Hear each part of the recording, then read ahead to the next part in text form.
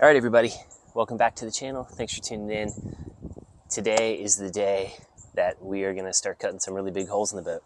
So if you watched the last video, we refurbished this Lewmar V700 vertical windlass. Got this off of eBay used. So we're trying to ball on a budget here. This would normally be a pretty expensive project. So I was able to get this used off of eBay, and then we did some minor reconditioning to this thing to kind of bring it back to life. It's got a brand new motor, a couple new parts and pieces, thanks to Defender Marine. Now it's time to mount this thing to the boat. So I'm pretty stoked to do this, a little bit nervous because, like I said, we're gonna have to drill some really big holes in the bow of this boat. But I'm just really looking forward to having like push button ease of use when it comes to anchoring. So this is my C-Dory 22 Cruiser Calypso. And as you can see on this boat, there's very limited access to the bow. And so typically when I come to pull up to anchor, you gotta, motor up to the anchor spot and then leave the helm, walk out the back of the boat here, climb along this pretty narrow gunnel all the way up to the bow here. And then I just removed my anchor, but there was a anchor retainer and then this chain pipe here. Throw the anchor, tie it off, and hope that in all that time it took to do that, you didn't drift too far off your anchor spot. So really stoked to have a windlass. Now we can just pull up to our anchor spot and without even leaving the cabin, drop the anchor, push a button, send it. So this is a pretty involved project, so I'm gonna try to walk you through it step by step and hopefully make this project a little less intimidating if you're considering tackling this yourself. So here goes nothing. All right, so before we dive in, I just wanted to take a really quick second and say a huge thanks to Defender Marine for reaching out to sponsor this video. This is my first YouTube sponsorship, so I'm really pumped about this. Defender reached out and has supplied a bunch of parts for this project for us, including this Lewmar kind of Delta style self-deploying anchor. Check this price out, 60 bucks for this thing. That is killer. So they've got tons of awesome prices on all kinds of boating supplies. You don't need a compass to find the best prices for marine supplies on the web, if you know what I mean. These guys have got it all from, oils and fluids for your motor, all kinds of electronics, safety gear, EPIRBs, life jackets, pretty much anything you need for your boating project. So please consider checking them out, do some price kind of comparison of your own. And if you wouldn't mind, use the link down below in the description to navigate to their website. That way, anything you buy for your own boat projects, I get a kickback from that too. So you're helping support the channel at the same time. All right, so up here on the bow of the boat, you can see we've got this bow cleat. We're gonna keep this. We've got a bow roller. We're definitely gonna keep that. We may need to actually get a little bit longer one. We'll see if this thing will work. And then we've got this chain pipe. This is where the anchor rod originally would drive down into the anchor locker. I'm gonna keep this, only it won't be needed, but I'm gonna keep it here just because if I take it off, there's gonna be a big ugly hole that we'll have to patch. So I think it's just gonna look nicer if we leave this in place. The windlass is gonna go right here. So right now this is just kind of like an anchor tensioner retainer thing to keep the anchor from falling off the front of the boat. Step one is we're gonna remove this just to kind of clear this area for the template that we can lay down here, and then we'll trace the cut patterns that are needed to drill some big holes and drop this thing in place. So step number one is remove this anchor retainer.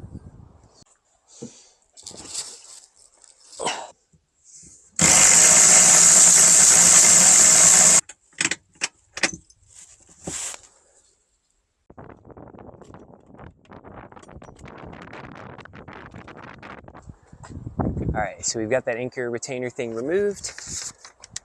The next step is going to be installing this template on the bow of the boat that we use to cut this out. All right, so in this shot here, I'm using a piece of wide masking tape, and I'm using the edge of that masking tape to trace a straight line between the center of the bow roller and the center of that deck cleat. That way we've got a clear, straight center line right down the bow of the boat that we can use to align the center line mark of the template with. All right, so we're heading back into the boat here because one more thing that we need to check when setting up like the placement of this windlass is we need to make sure that the chain basically has a straight fall into the chain locker here. So on this particular C-Dory this year, it's kind of nice. This chain locker is totally open. So this is where all the chain and the anchor rod is going to pile up.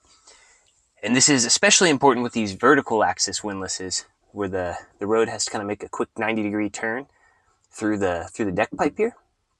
that you've got clear, like a clear drop for this stuff to drop right through. And so basically we want to place the endless. Obviously it's going to be kind of oriented along the center line of the boat here, bow to stern.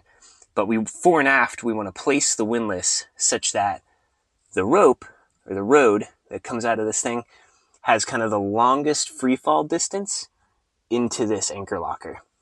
So I'm just kind of eyeing this up, and I'm using these existing screw holes that were used for this anchor retainer here, using those as kind of a reference. So this is kind of nice because when I know how far, kind of where this rode needs to pass through the deck, I can measure that relative to these screw holes, and then I can go back up top sides, transfer that measurement over to the top, again referencing these same screw holes. So that kind of gives us a bearing on where we are on the upper portion of the deck. So I'm going to measure this out, kind of find where I see the best vertical drop opportunity here, and then mark that, and then transfer that up to the top sides.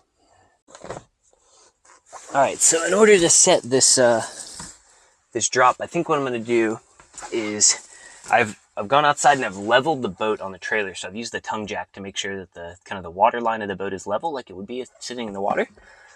And then I've got some nice flexible line here that I'm just going to use as almost like a plumb bob to kind of pinpoint where exactly this is going to fall. So I'm just going to I'm going to kind of pin this line up here and then see where it falls.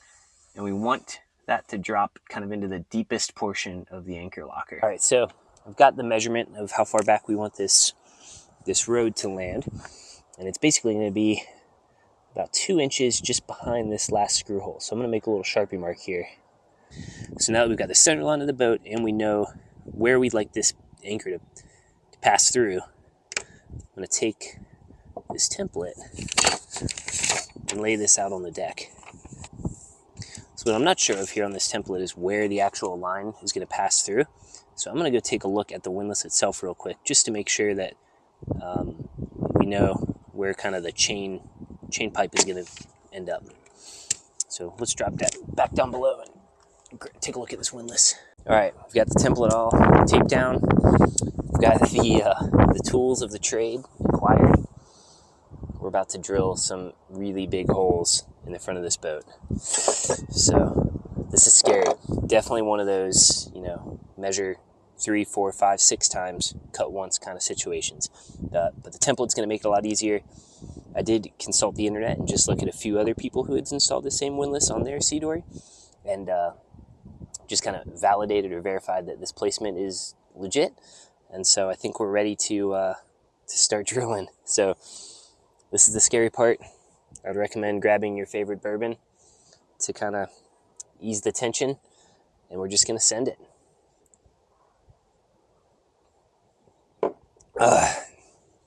All right, mask up. Keep the fiberglass dust out of your lungs.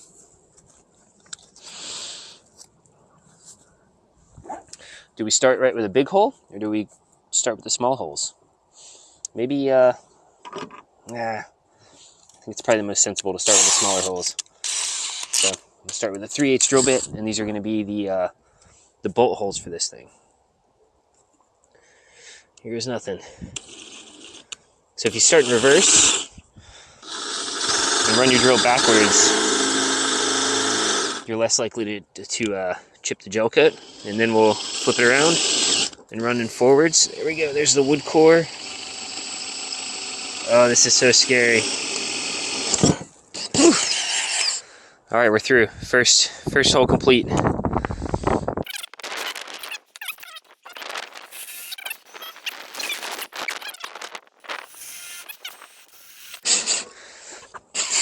All right, we're committed now. Let's hope this thing's in the right place.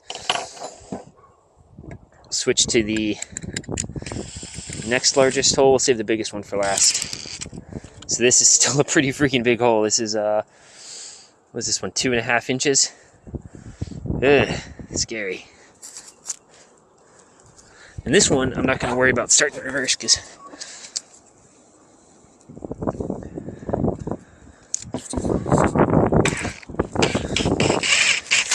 not going to worry about starting in reverse there because this is just the pilot bit. We're going to throw away material we cut off. But I will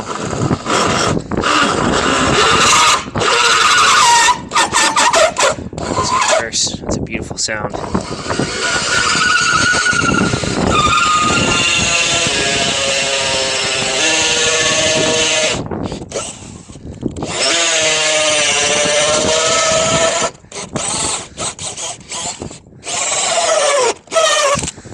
Keep backing out this hole saw just to give it the chips a place to go. All right, jeez, we're definitely in it now. All right, now we're breaking out the big guns. Holy crap, guys! This is a 4.5-inch freaking hole saw that I'm about to drill into the most expensive thing I've ever purchased. Here is nothing.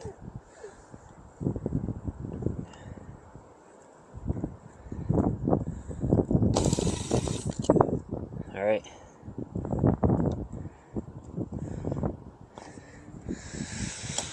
Here goes nothing.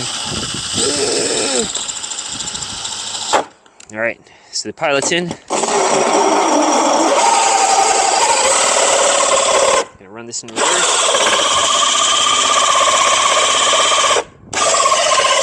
Just till we're through the gel coat.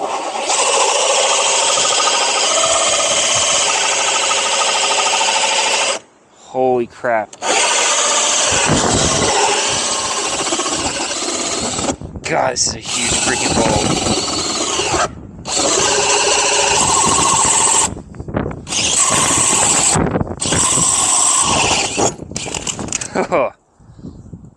We're through. Look at the size of that cut. My God, what are we doing? All right. Hopefully this is the biggest hole I'll ever have to drill in this boat. Look at the size of that. That is terrifying. Whew. We're in it now. I'm gonna peel the template off.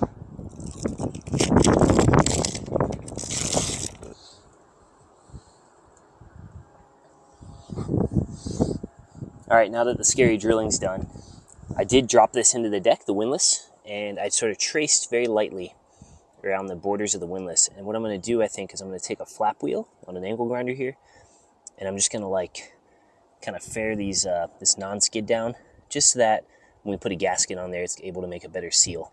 So I'm gonna be really careful not to exceed those boundaries.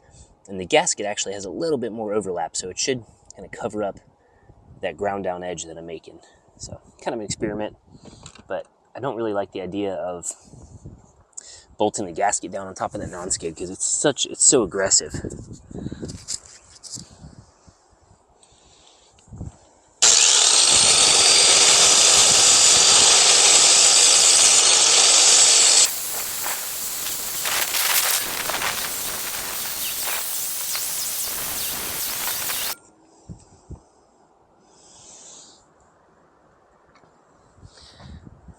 All right, so I've kind of ground down the non-skid around the border here. Drop the windlass back on, see how we did, and then maybe retrace that and touch up. It's a pretty good fit. It's looking pretty good.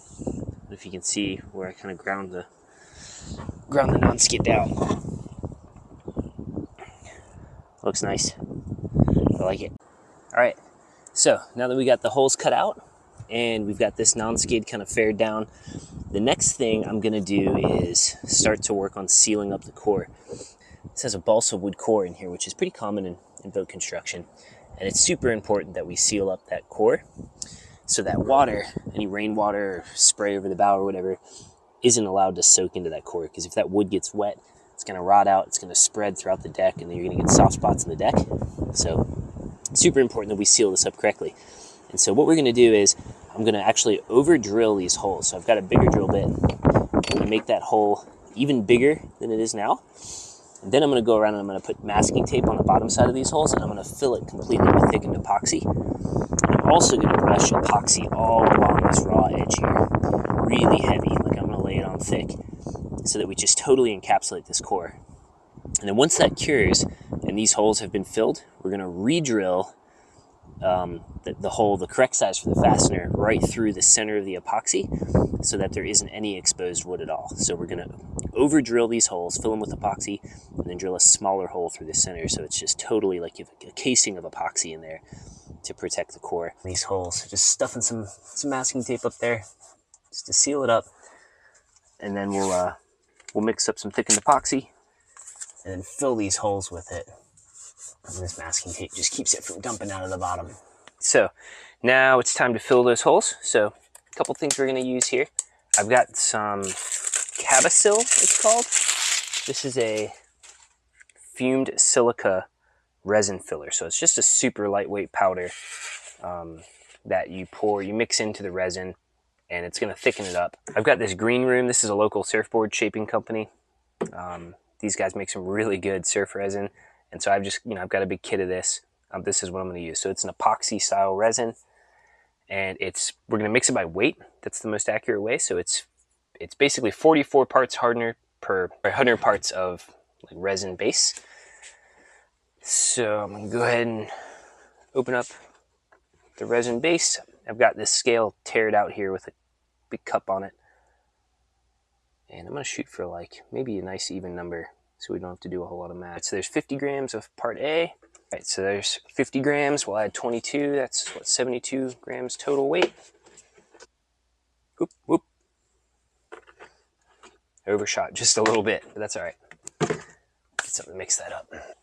So we're going to mix this up until it's nice and combined, and then we're going to add the filler. All right, that's pretty well mixed. Add this stuff. It's like snow. Probably should be wearing a mask while I'm doing this too. All right, I don't know if you can see that in there, but it's definitely thickening up. All right, I think this is perfect. So it's thick enough. It's like a, I don't know, cold maple syrup consistency or something. It's thick enough to where it's going to smooth right out when we pour it into those holes. It's still liquid. All right. We got to work fast because when you mix fairly large batches like this, the heat from the reaction, this is an exothermic cure reaction, the heat from the reaction is actually going to accelerate the cure. And so the cure will react more quickly as it heats, and it just kind of keeps heating itself and building and building and building and speeding up. So we got to act quickly.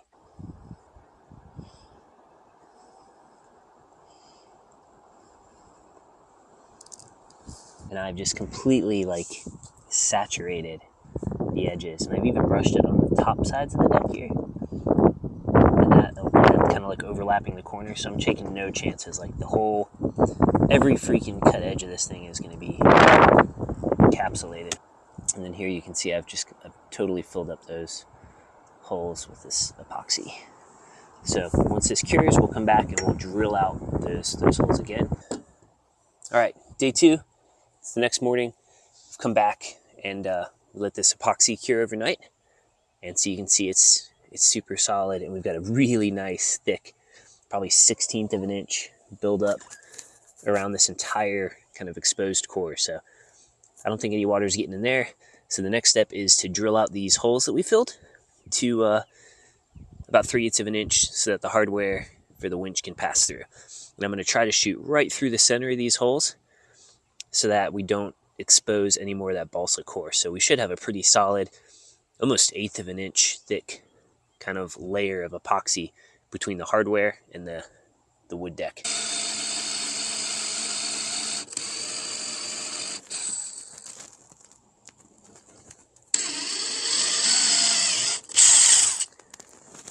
Nice. All right, hole number 1's done. Just kind of eyeballed it, but really carefully drilled through the middle, and you can see there's a ton of epoxy still around the outside, so we have a nice barrier. All right, holes are drilled out. You can see that. So we're ready to drop this windlass back in and kind of test fit it. All right, and while this was kind of mocked up, installed in the deck, I went ahead down below into the V-berth and I marked where these studs should be trimmed. So these come way long. I'm going to cut these back so there's just not tons of screw head kind of sticking through into the cabin.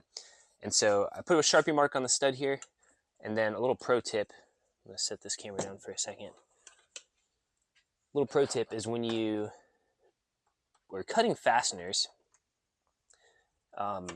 First of all, always thread the nut or a nut onto the fastener ahead of cutting it. That way, once you make the cut and you get a little burr on the end, when you back this nut off, you'll just kind of take the burr off with it. And it's almost like you're kind of retapping or chasing the threads with a nut. So that's always a good idea, because sometimes if you cut it and you screw up the end, it's hard to get the nut rethreaded.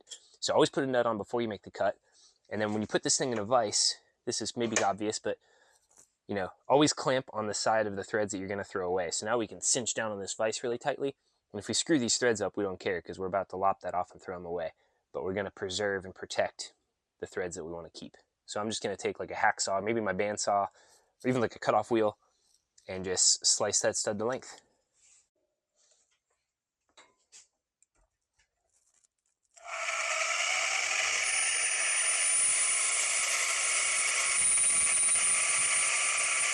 All right, now that I have the stud cut to length, I still have the nut on the end of the stud, but I have kind of a gnarly end there. So I chucked it up on my drill and take it over to the bench grinder, and I'm just going to do kind of like a poor man's lathe job here and just chamfer the edge of this stud. So spin that up.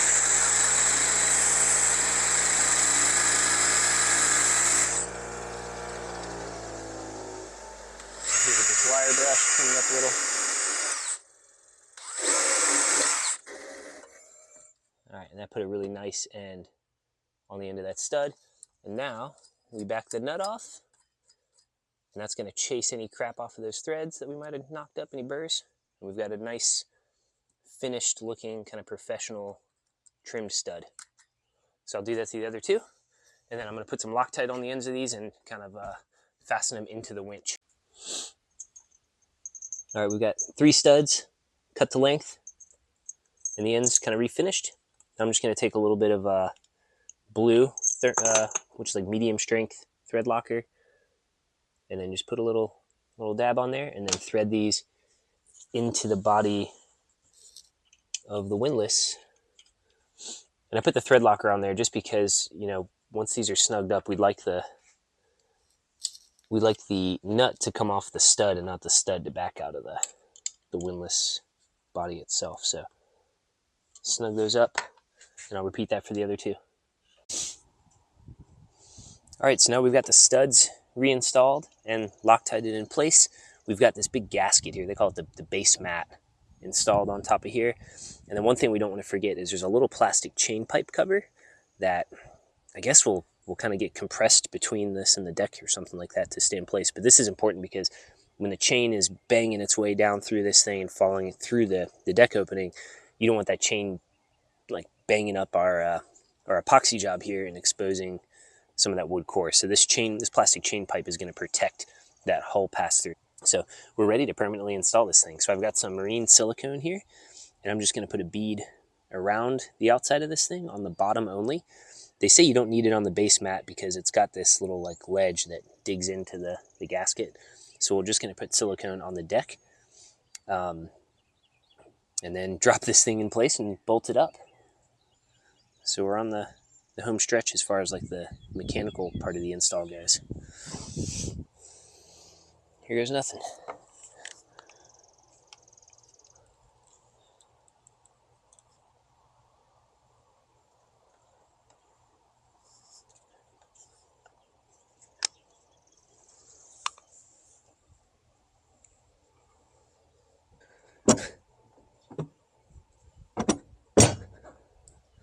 Okay, it's dropped in place. We're gonna go down below with these backing plates and the hardware and snug it up. See, we got the studs poking through. So all that's left now is to take these backing plates. So because this was I got an additional backing plate with the mounting kit I ordered from Defender, I think I'm just gonna use both of these backing plates, or like double the thickness. Probably won't help too much, but you know, I got it, so why not? A lot of people will make they'll like make even wider backing plates for this thing. And originally I was thinking I was going to do that, but I think it's going to be totally fine. This deck is really thick. It's really solid. And the way this windlass is loaded, all this is going to be in shear. So there's nothing really pulling up on the deck necessarily. It's all pulling kind of straight forward. So with the thickness of the deck and then these pretty solid, like 1/4 inch thick backing plates they give you with the kit, I think this will be just fine.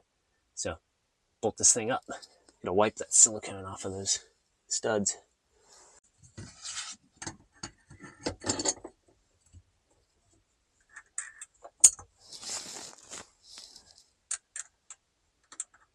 Torque these screws up. I'm going to try to torque them as evenly as possible. So just kind of rotate around. Looks like you're torquing the wheels on your lug nuts on your car. Can't really do a star pattern here though.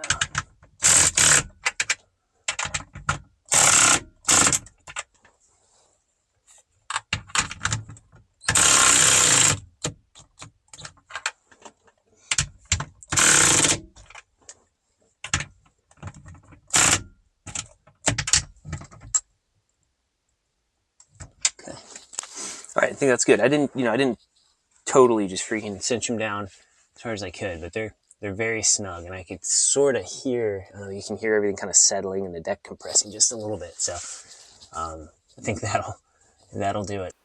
All right, so that covers the mechanical side of things. We got a little bit of silicone squeezing out around the side we got to wipe off, but we're mostly done with drilling big holes in the boats. This thing's all bolted down.